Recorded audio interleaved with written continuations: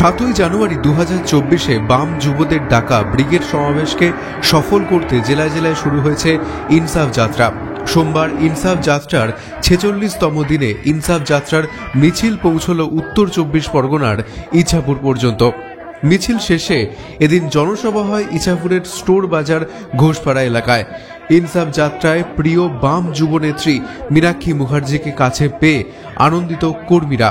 জেলার পর জেলায় ধরা পড়ল সেই ছবি।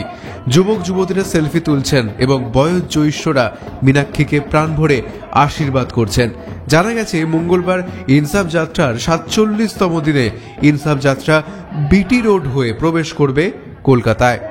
ব্যুরো রিপোর্ট, জাগরণ বাংলা।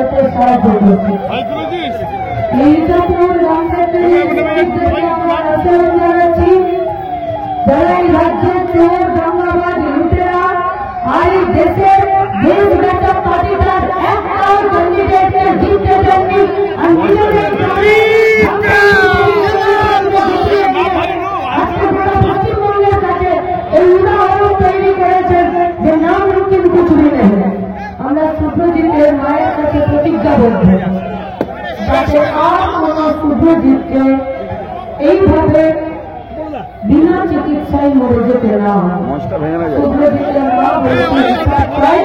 শুভ্রজিতের মৃত্যুর বিরুদ্ধে আমাদের এই ছাত্র দাবিদারি লড়াই চলবে এবং শেষে আমাদের সংগঠন, তার কর্মী, তার নেতৃত্ব কংগ্রেস রাজা দাস স্মৃতিকে শ্রদ্ধা জানিয়ে আমি আমার কথা শেষ করছি।